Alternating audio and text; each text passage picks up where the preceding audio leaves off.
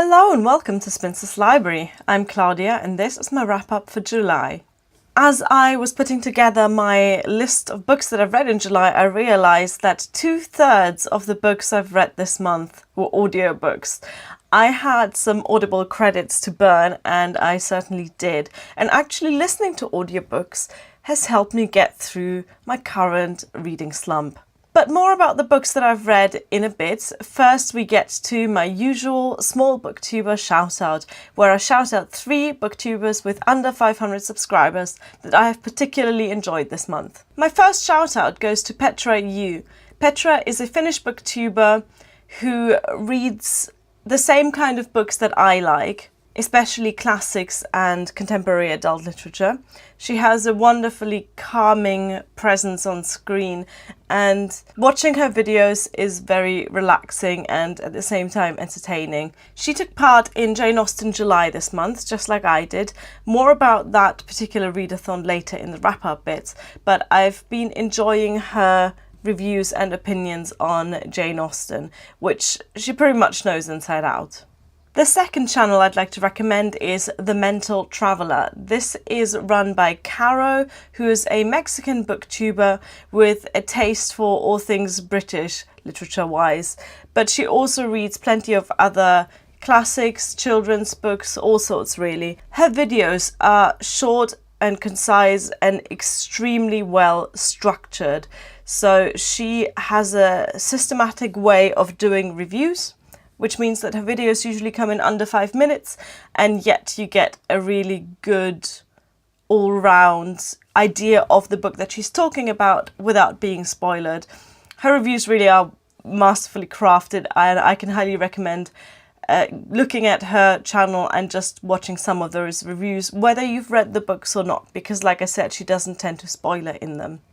And lastly, a channel that is very new and incredibly fast growing is A Beautiful Chaos of Books. This is run by Nicole, a young British booktuber with a very broad taste in fiction and also non-fiction. She talks about mental health and psychology related non-fiction a lot. I'm not surprised that her channel is growing very fast because she has a really fun, chatty style that comes very natural to her and is incredibly entertaining to watch. So go check her out as well.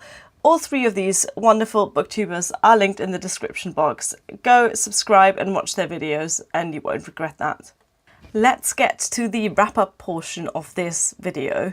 I read 6 books in July and 4 of those were audiobooks, which is pretty impressive for me. I don't remember listening to quite that much on audiobook, but clearly I did. The first book I listened to is Pride and Prejudice by Jane Austen, and this was read by Rosamund Pike. Pride and Prejudice is my favourite Jane Austen novel, although, disclaimer, I have so far only read 5 of her 6 completed novels, so maybe Northanger Abbey will topple that from the top spot. And I reread it as part of Jane Austen July, a month-long readathon hosted by Marissa from Blatantly Bookish and Katie from Books and Things. I highly recommend, if you have any interest in Jane Austen at all, to check out those 2 channels, which will be linked down below. Both of them have done some fantastic Jane Austen-centered videos over the last month. So this was my first time listening to the audiobook and I enjoyed it very much. Rosamund Pike does a fantastic job of reading it. I wasn't a fan of her Mrs. Bennet voice. That's my only criticism of that. I just didn't like the way she intonated that voice. It was very kind of high-pitched and girly and not quite matriarchal enough for me. Otherwise, there isn't really much to say about Pride and Prejudice. If you haven't read any Jane Austen books, start with that one. It's a favourite for a reason. All of the characters are wonderfully developed. The story, even though you know more or less what's going to happen, because Pride and Prejudice has become such a big part of our culture, really, it's still worth reading it for all the little things, the details, the jokes, the humour, the tension, the drama, the romance. It is such a perfect book, and if you haven't read it, you need to read it. goes without saying that this is one of my 5-star reads. But again, because it is a reread, that's not entirely unexpected. The second book is also my second DNF of the year, and that is this book here, Last Tango in Aberystwyth by Malcolm Pryce. This was the book that I picked out in my first impressions book challenge video, and I picked that out based entirely on the first sentence. I needed to find a druid, which in Aberystwyth is like trying to find a wasp at a picnic. For those of you who don't know, Aberystwyth is a town in mid-Wales. However, after that first sentence, I just couldn't get into the book. I read, I think, 3 or 4 chapters before giving up completely. And I'm still not entirely sure why. I just did not connect with that book. It's fun, it's funny, it's got a local connection for me. And yet something about the style just put me off. It didn't help that this is the second book in a series, so without the context of the first, I just couldn't get into the characters either, and I'm not entirely sure what this is about. I also read it in the middle of my reading slump, and it was not the right book to get me out of it, so I decided to stop reading it and pick up something that I was going to enjoy more. I gave this book a rating of 1 star, which is just the rating that I give any book that I didn't finish. Next, I listened to an audiobook, and that was 1815, Regency Britain in the Year of Waterloo by Stephen Bates. And this was read by Jonathan Keeble. I like listening to non-fiction books over reading them because I feel like I absorb the information much better when it's being narrated to me versus when I'm actually looking at it. And I listened to this as part of Jane Austen July as well, because one of the challenges was to read a non-fiction book about Jane Austen or her time period. This is a really well-researched and well-presented history book, and I gave it 3 stars. Now, 3 stars is the kind of generic rating that I give non-fiction books that I didn't hate, because non-fiction is not my favourite genre of book. This was interesting, but I was also torn about this. I thought the title was a bit misleading. It's called 1815, Regency Britain in the Year of Waterloo, which makes me think that it is kind of a snapshot of British society at a specific point in time, and how that society is influenced by the Napoleonic Wars and specifically by the Battle of Waterloo. However, a lot of this was not about Britain as a society. A lot of this was just about public and political life in Britain, which means that we get a very masculine version of history when we leave out what actually happens in the home and in the private sphere. So, like in every history book ever, there is a token chapter about what were women doing. You know, since we spent 9 chapters talking about what the men were doing, there's one chapter about, well, some women were already asking for the vote and things like that. But it didn't really help enough to balance the book for me. So the rating of 3 stars, I'm really not sure about this because it is such a, like I said, a well-crafted and well-researched history book, and yet it leaves out a big part of history. I can still recommend it if you are interested in the Napoleonic Wars, if you are interested in the Battle of Waterloo, because a surprising amount of that book is concerned with war and battles that did not take place in Britain. Again, contrary to the title. So a lot of it is about Waterloo and is about battles going on in America at the time. I don't know, I'm still kind of confused about this book. Basically, read it if you're interested in that specific time period, but don't expect too much of a domestic history of Britain. The next book that I listened to, again, was also a non-fiction book, and this is the only non-fiction book ever that I have given 5 stars to.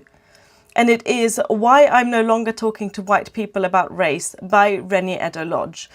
I listened to the audiobook, which was also read by the author.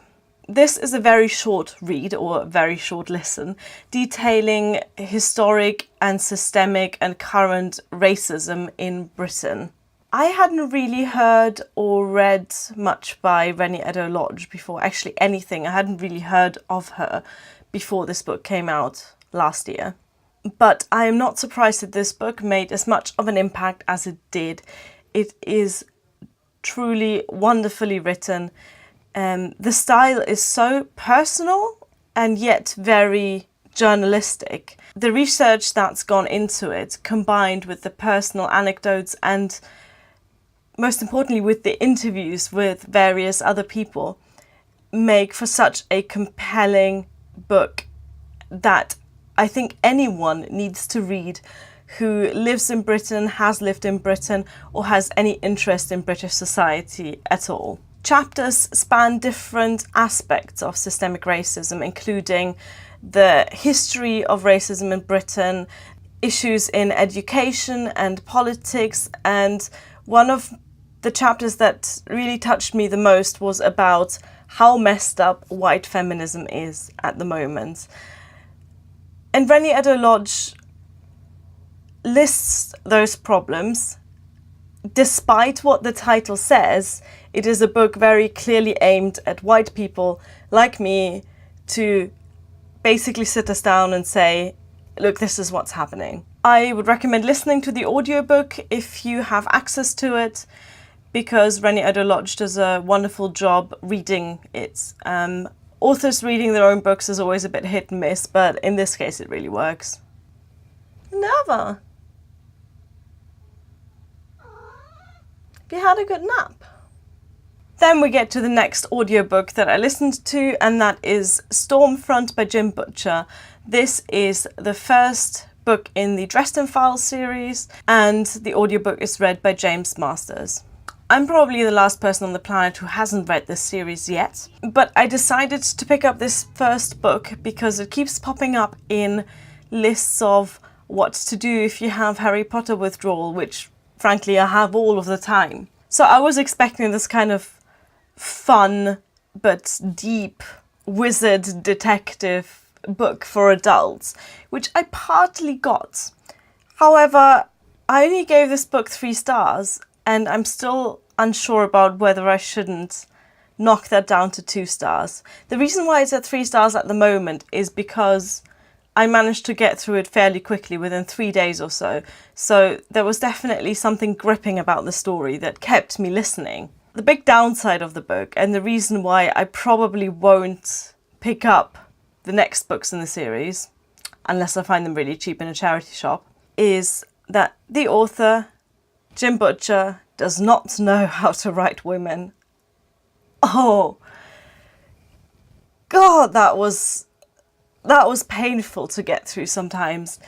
I know this is a book that's very dear to people's hearts, and I apologize for this, but I absolutely hated the way that he wrote all of his female characters. I feel like every single one of them was just a collection of tropes and cliches, and I wonder whether the author has actually ever spoken to a woman, because it was so painful to listen to those dialogues sometimes, and the descriptions and the way women behaved as if they were all possessed by some sort of alien creature that made them behave completely unlike any other human.